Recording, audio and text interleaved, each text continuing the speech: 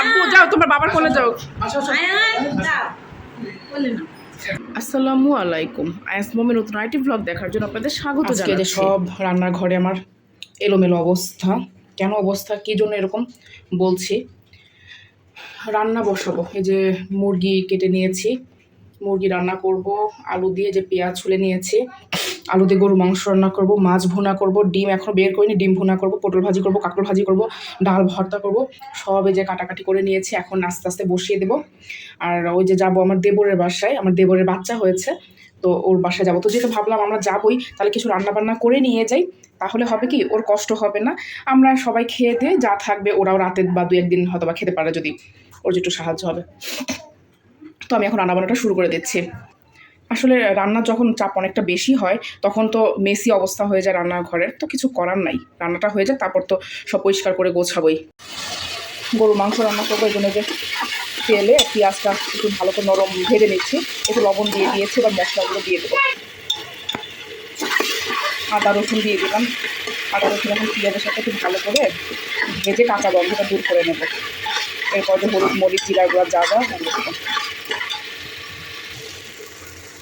এই যে হলুদের গুঁড়ো, মরিচের গুঁড়ো, ধনিয়ার গুঁড়ো, জিরার গুঁড়ো, গরম মশলার গুঁড়ো। আমি কিন্তু হচ্ছে তেজপাতা, তারপর লবঙ্গ, এলাচ, দারচিনি এগুলো সব গুঁড়া করে নিয়েছি, গরম মশলার গুঁড়ো আর কি। ওই যে দাঁতে নিচে পড়লে ভালো লাগে না খাওয়ার সময়, সবার বদদোয়া পাইতে হয়, বদদোয়া। এই কারণে আর কি আমি, আর আমার নিজের কাছেও না ভালো লাগে না। বাসাতে আমি বেশিরভাগ সময়, আপনারা হয়তো খেয়াল করেন রান্নার সময় যে আমি আস্ত গরম মশলা দিলেও শেষে আমি একটু গরম মশলার গুঁড়াটা দিই, আমার কাছে ওইটার ফ্লেভারটা বেশি ভালো লাগে। এবার পানি দিয়ে একটু কষিয়ে নেব। এই যে পানি দিয়ে দিয়েছি, এবার মশলাটা কষে যাচ্ছে। তেল মনে হয় একটু দেওয়া লাগতো, কিন্তু এই যে আমার মাংসে চর্বি আছে, এই যে মাংসে দেখলাম ভালোই চর্বি আছে, এই জন্য তেল একটু কম করে দিলাম। গরুর মাংসে তো আবার যে চর্বি উঠে যায়, মানে চর্বি থেকে তেল উঠে যায় না। মশলা এই যে মাংসটা দিয়ে দিয়েছি, এবার একটু মশলার সাথে মাংসটা কষিয়ে নেই।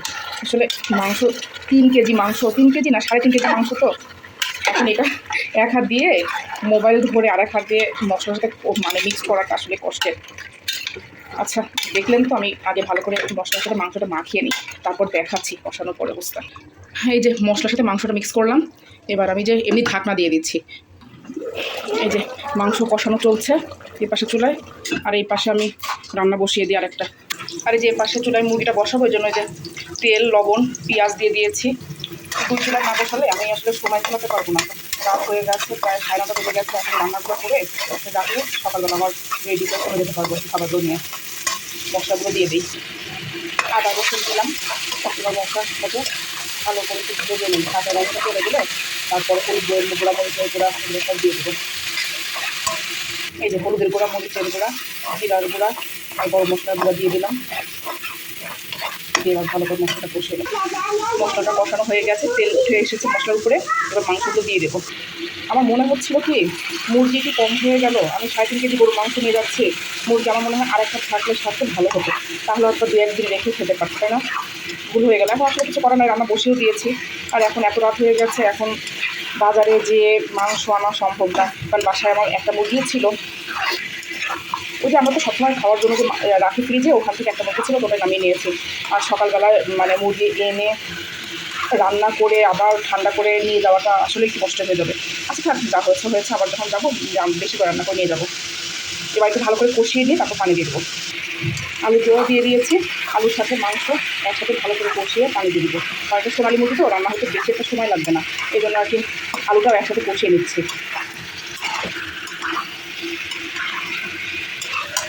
যে এদিকে গরুর মাংসের অবস্থাটাও দেখাই। এই যে মাংস কষানো হচ্ছে, কষানো হয়ে গেলে পানি দিয়ে দিব ঝোলের জন্য। গরুর মাংস আলু দিয়ে দিয়েছি, এবার একটু মাংস কষাচ্ছি, তো এই জন্য আলুটা দিয়ে একবার ভালো করে কষিয়ে একটু পানি দিয়ে দিব। এই জন্য মাংসটা দিয়ে দিলাম, মাংস বলি আলুও দিয়ে দিলাম। আলুটা তো মশলা ভালোই আসছে, ইনশাল্লাহ খেতেও ভালোই লাগবে। আর এই যে পাশে মুরগিটা কষানো হয়ে গেছে, এবার পানি দিয়ে দিব ঝোলের জন্য। মাংসটা একটু কষানো হয়ে গেছে, মুরগিটাও। এবার পানি দিয়ে দিই পর্যাপ্ত ঝোলের জন্য। এই যে ঝোলের পানি দিয়ে দিয়েছি, যেহেতু আলুগুলো বড় বড় করে কেটে দিয়েছি, আর মাংস তো সিদ্ধ হতে হবে হাড্ডিগুলো, এই জন্য এখন ঢেকে দিচ্ছি, একটু তারপর খুলে দিব। আর এই যে এখানে দেখি গরুর মাংসের অবস্থা, যে ও কষানো হয়ে গেছে, এই যে পানি দিয়ে দিয়েছি, এবার প্রেশারের মুখটা আটকে দেবো।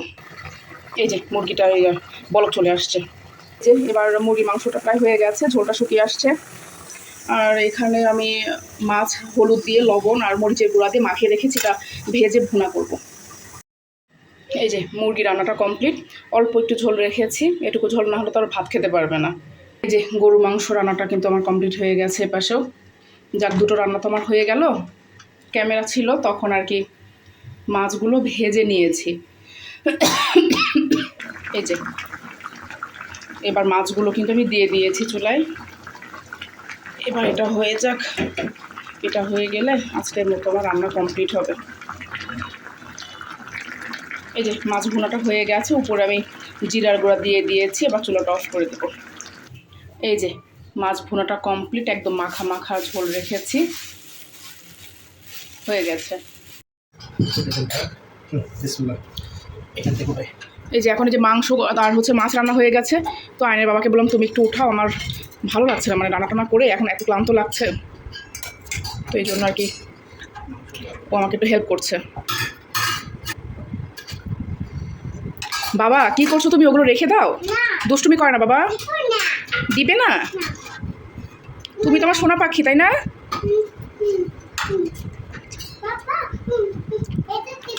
হ্যাঁ, ওই যে মাংস দেখে তোলো। হ্যাঁ, মাংস আজকে মাংসে প্রেশার কুকার রান্না করলাম, ভালোই লাগলো। এখন কি জানি লবণ ঝাল কেমন হয়েছে কি জানি।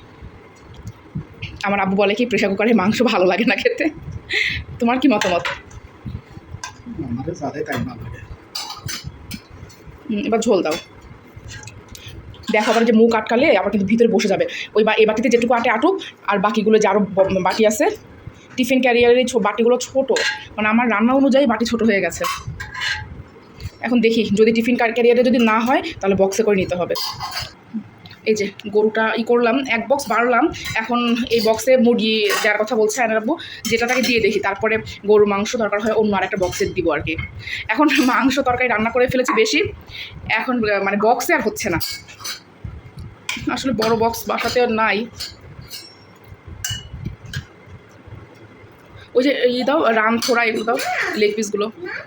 মা এটা কে রে? বাবা তো বাসাতে, বাবা আবার কোথা থেকে আসবে? বাবা আব্বে।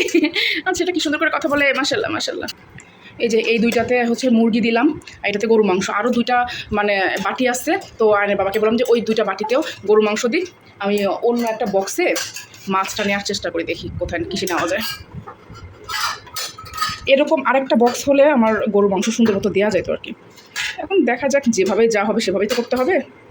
হাড্ডি দিও না, ওই আমি রাখার চেষ্টা করলাম যেটুকু এটাছে দিয়েছি, এটা হচ্ছে না। পরে আবার এই যে একটা ছোট একটা টিফিন বক্স ছিল, এটা আবার বের করলাম, এটা মেলামাইনের। তো এখন কিছু করার নাই, এই একটা বক্স বের করছে, এখন এই বক্সের ভিতরে এখন মাছ নিতে হবে। তো এই জন্য আয়না আব্বুকে বললাম যে মাছের খান্ডাগুলো আগে দাও, যদি জায়গা হয় তারপর লেস দিও আর কি। আর যদি জায়গা না হয় তাহলে তো কিছু করার নাই। এখন রান্না করে ফেলছি বেশি, এখন নিয়ে আর জায়গা হচ্ছে না, আমি জায়গা পাচ্ছি না যে কিসে করে আমি নেব। দুটা টিফিন বক্সে মানে হচ্ছে না। তারপরে তো সকালে ভাবলাম যে ডিম করব, পটল ভাজি, কাঁকরোল ভাজি, ডাল করব। এখন আবার চিন্তা করছি যে ওগুলোই আমি করবো, যে নিব কিসে। এখন দেখি আল্লাহ ভরসা যা হবে। হ্যাঁ, এখন এই কারণে আর কি, যেভাবে যা হচ্ছে এভাবেই। বাবা গান গাচ্ছ তুমি? কি গান গাচ্ছ? এটা গান? এই যে এই বক্সে আর কি এ কটা হলো, ওই লেজ আর হয়নি, লেজ বাবা বলে ওটা থাক আমাদের জন্য, আমরা রাতে খাবো না। তো এই জন্য এই যেটা রাখলাম। রাতে দেখতেই পেলেন যে কী কী রান্না করেছি, এবং সেগুলো আমি টিফিন ক্যারিয়ারে ভরেও নিয়েছি, ফ্রিজে রেখে দিয়েছি ঠান্ডা হওয়ার জন্য। আর এখানে সকালবেলা উঠে আগে অ্যাকচুয়ালি আমি ডাল সিদ্ধ বসিয়ে দিয়েছি হালকা লবণ দিয়ে, আর এই পাশে চুলায় আমি দিয়েছি ডিম সিদ্ধ। তো এই দুইটা হতে থাক, আর আমি যে এখানে কিছু পটল আর কাঁকরোল কেটে নিয়েছি, ভালো করে ধুয়ে কেটে, তারপর হলুদের গুঁড়ো, লবণ, মরিচের গুঁড়ো দিয়ে মাখিয়ে রেখেছি, এটা একটু ভাজি হবে। আর এই যে পেঁয়াজ নিয়েছি, এগুলো এখন কাটবো। তো এখন এগুলোই করছি আর কি সকালবেলা। এখন এই যে পটল ভাজি, কাঁকরোল ভাজি, ডাল ভর্তা আর ডিম ভুনা, এটা হয়ে গেলে আমরা রেডি হয়ে চলে যাব। ডালটা হয়ে গেছে, আমি একটু ঘুটে নিয়েছি। এখন এই যে সরষের তেলে পেঁয়াজ কাটা, তারপর শুকনো মরিচ ফোড়ন দিয়েছি, দিয়ে এখন যে রসুনটাকে লাল করে ভেজে নিয়েছি, এবার এটা ডালের ভিতর দিয়ে দেবো। এই যে ডালটা আমার কমপ্লিট ডাল ভর্তা করতে চেয়েছিলাম, পরে আবার চিন্তা করলাম যে ঘন করে ভুনার মতো করে করি, পরে যেটা করলাম। এই ডালটাও কিন্তু খেতে খুব মজা লাগে, কালারটা কিন্তু খুব সুন্দর এসছে। ডালটা হয়ে যাচ্ছে, এবার ডিমগুলো হলুদের গুঁড়া, মরিচের গুঁড়া, লবণ দিয়ে মাছ একটু ভেজে নিচ্ছি। ভেবেছিলাম ডিমের কোরমা করবো, পরে আমি বাবা বলছি যে না, তুমি লাল লাল করে যে ডিম ভর্তা করো, ওটাই করো, ওটা বেশি মজা লাগে। এই জন্য আমি সেটা পছন্দ করে সেটাই করে দিচ্ছি। এই যে আমার ডিম ভুনাটাও কিন্তু কমপ্লিট হয়ে গেছে। আসলে যে ডিম ভাজা দেখিয়েছিলাম, ওটার পরপর আবার আম্মু ফোন দিয়েছিল, আম্মুর সাথে কথা বলছিলাম, তো ভুনা করাটা দেখাতে পারিনি। তো এই তো হয়ে গেল। এখন এই যে পটল আর কাঁকরোলটা ভেজে নিলে আমার কাজ শেষ। তো ওগুলো করে নিই এখন। এই যে এখানে পটল ভাজি করে নিয়েছি আর কাঁকরোল ভাজি করেছি, তার উপরে আবার পেঁয়াজ আর কাঁচামরিচ একটু ভেজে দিয়ে দিয়েছি। কাঁকরোল আর হচ্ছে পটল ভাজির উপরে একটু পেঁয়াজ আর কাঁচামরিচ ভেজে দিলে খেতে খুব মজা লাগে। তো আমার এতে এগুলো হয়ে গেল সকালে, আজকে তাড়াহুড়ো করে যেগুলোই করলাম।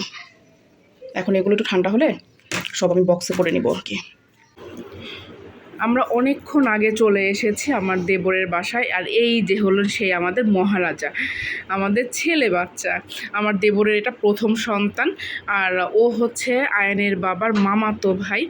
তো ওর বাসা আসার জন্যই আর কি, আর এই পিচ্চিটাকে দেখতে আসার জন্যই আমার কালকে রাত থেকে আমি এতগুলো আয়োজন করে রান্নাবান্না করেছি আর কি।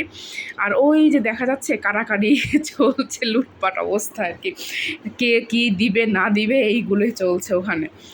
তো আমরা অনেকক্ষণ আগে এসেছি, এসে খাওয়া দাওয়া করেছি, বাচ্চার সাথে নিয়ে একটু কোলে নিলাম, একটু যা গিফট এনেছিলাম কিছু সেগুলো দিলাম। তো ওই জন্য আর কি অনেকক্ষণ কোনো ভিডিও ক্লিপ নেওয়া হয়নি। আর অনেক দিন পরে না নিজেদের পরিচিত মানুষদের, আপনজনদের দেখা হলে না, তখন গল্প গুজব কথাবার্তাতে কীভাবে সময় চলে যায় বুঝে ওঠা যায় না। তো আমরা বের হয়ে যাব, তো ওই মুহূর্তে আর কি আমি একটু ভিডিও ক্লিপ নিলাম।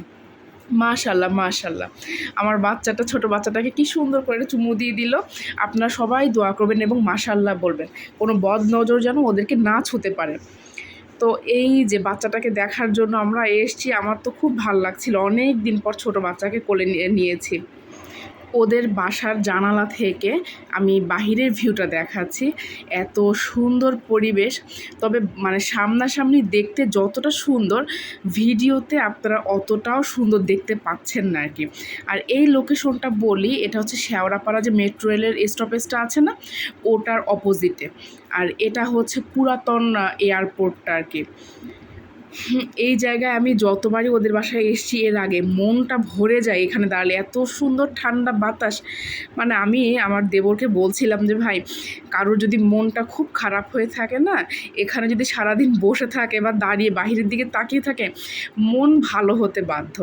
তো আমি যতবারই ওদের বাসায় আসি, এইখানে আমি কিছুক্ষণ দাঁড়িয়ে থাকি আর একটু বাহিরের দিকটা ভালো করে দেখি। তবে আগের বার যখন এসেছিলাম এই এত কিছু ছিল না, এখন এই পার্কের মতো করে দিয়েছে। যে সরকারি যে হলিডেগুলো থাকে, ছুটির দিনগুলো থাকে, ওই ছুটির দিনগুলোতে নাকি জনসাধারণের প্রবেশাধিকার থাকে। আজকে এ পর্যন্তই, সামনে কোরবানির ঈদের ভ্লগ আসছে, সে পর্যন্ত আল্লাহ আপনাদের সবাইকে ভালো রাখুক, সুস্থ রাখুক, এ কামনাই করছি। আপনারাও আমাদের জন্য দোয়া করবেন। আল্লাহ হাফেজ।